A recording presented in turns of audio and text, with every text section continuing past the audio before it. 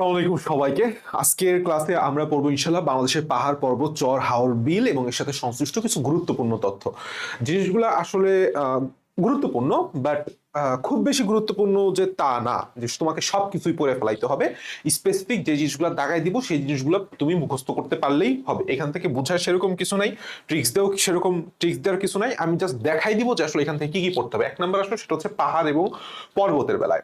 পাহাড় পর্বত থেকে আমাদের তিনটা জিনিস খুব চমৎকার করে মনে রাখতে হবে। এক নাম্বার, যদি তোমাকে বলা হয় যে বাংলাদেশের সর্বোচ্চ পর্বত শৃঙ্গ, তুমি জিনিসটা খুব সুন্দর করে খেয়াল করো। যদি বলা হয় সর্বোচ্চ পর্বত শৃঙ্গ, তাইলে বিজয় বা তাজিং ডং। কিন্তু যদি আমি তোমাকে বলি বাংলাদেশের বৃহত্তম পাহাড়, ইয়েস, সেটা হচ্ছে কি? গারো পাহাড়। গারো পাহাড়। সো এই জিনিসটা অনেক স্টুডেন্ট ভুল করে, এটা ভুল করা যাবে না। আর যদি বলা হয় দ্বিতীয় সর্বোচ্চ পর্বত শৃঙ্গ, উত্তর হচ্ছে কেওক্রাডং। দুইটাই বান্দরবানে অবস্থিত। আমরা 1280 আর 1230 এটা মুখস্থ করব, যদিও বাংলাদেশের বিশ্ব পরিচয় 1231 দিয়া। ঠিক আছে, আমরা 1280 আর 1230 এটাই মুখস্থ করব। ওকে, চিম্বুক পাহাড় তোমাকে জাস্ট মনে রাখতে হবে। চিম্বুক পাহাড় কোথায় অবস্থিত? বান্দরবানে অবস্থিত। আর একটা জিনিস মনে রাখতে হবে, সেটা হচ্ছে বাংলার দার্জিলিং নামে পরিচিত। বাংলার দার্জিলিং নামে পরিচিত কোনটি? উত্তর হচ্ছে চিম্বুক পাহাড় এবং বান্দরবানে অবস্থিত।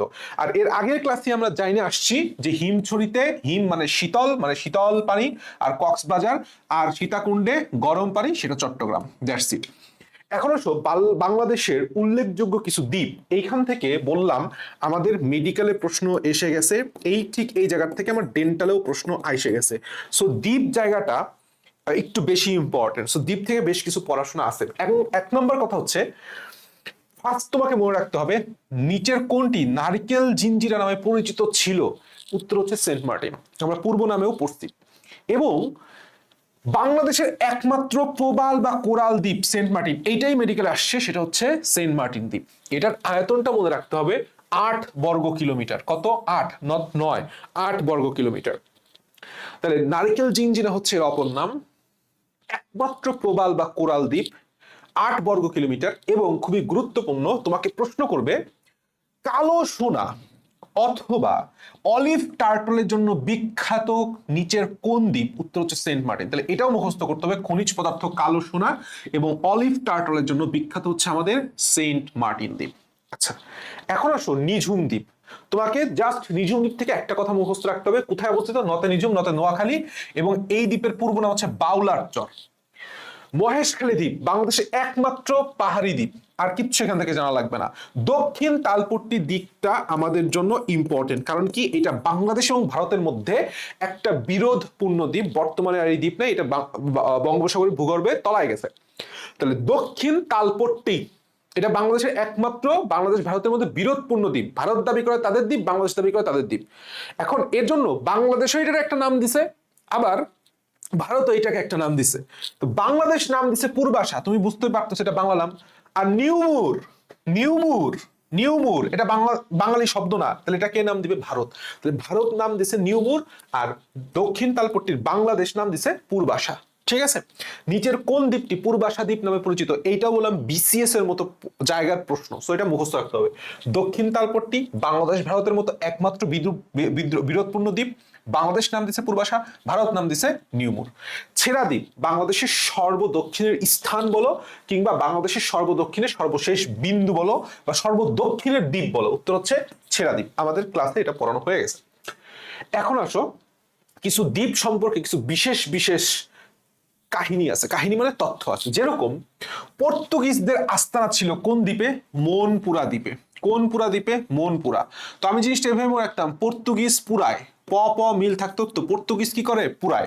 আচ্ছা, এরপরে দেখো সেটা হচ্ছে সন্দ্বীপ, সতে সামুদ্রিক জাহাজ নির্মাণ কেন্দ্র। আচ্ছা, কুতুবদিয়া, এই প্রশ্নটা খুব আসে, নিচের কোন দ্বীপে বাতিঘর আছে বা বাতিঘর ছিল? উত্তর হচ্ছে কুতুবদিয়া। আচ্ছা, আর ভোলা, এইটাও খুব বেশি আসে, এই তিনটা পয়েন্ট। একমাত্র দ্বীপ জেলা কোনটি? ভোলা। বাংলাদেশের বৃহত্তম দ্বীপ, খবরদার সুন্দরবন দাগায় দিও না, ম্যাক্সিমাম স্টুডেন্ট সুন্দরবন দাগায়। ভোলা। বাংলাদেশের একমাত্র বৃহত্তম এবং একমাত্র দ্বীপ জেলা, সেটা বললেও কি দিব? ভোলা।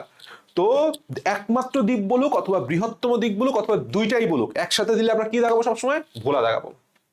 আচ্ছা, আর একটা জিনিস একটু মনে রাখতে পারো, সেটা হইতেছে রেড ক্রিসেন্ট কেন্দ্র আছে কোন দ্বীপে? উত্তর হচ্ছে হাতিয়া দ্বীপে। উত্তর কোথায়? হাতিয়া দ্বীপে।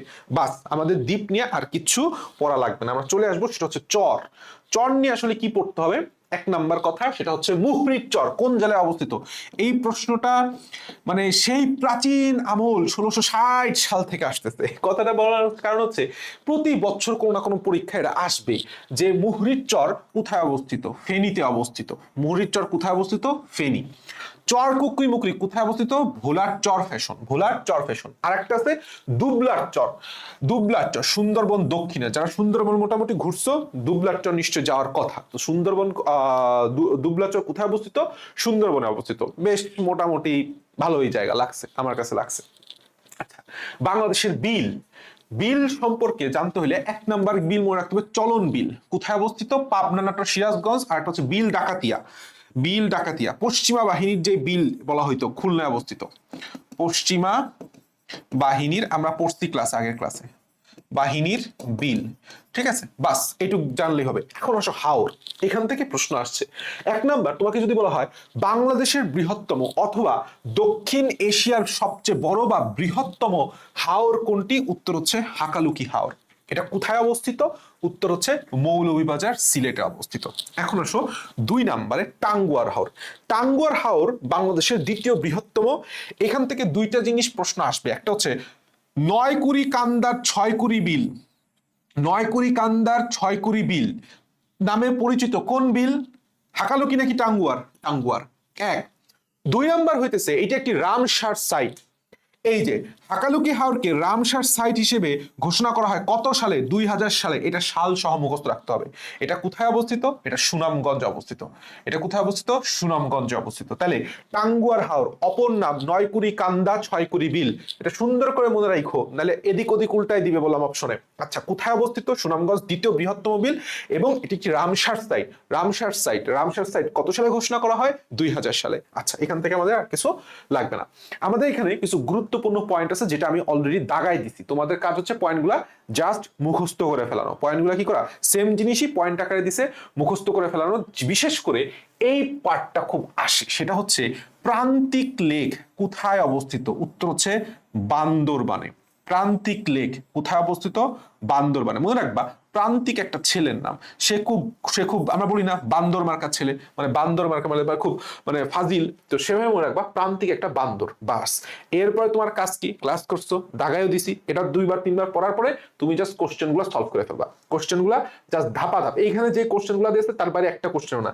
এখানে আছে 11টা কোশ্চেন, আর এই পাশে 10টা, 21টা কোশ্চেন, এই পাশে আছে 23টা, মানে 24টা কোশ্চেন সলভ করা। তার মানে এইটুক পড়তে তোমার ক্লাস সহ সর্বোচ্চ গেলে 30-35 মিনিট সময় লাগবে।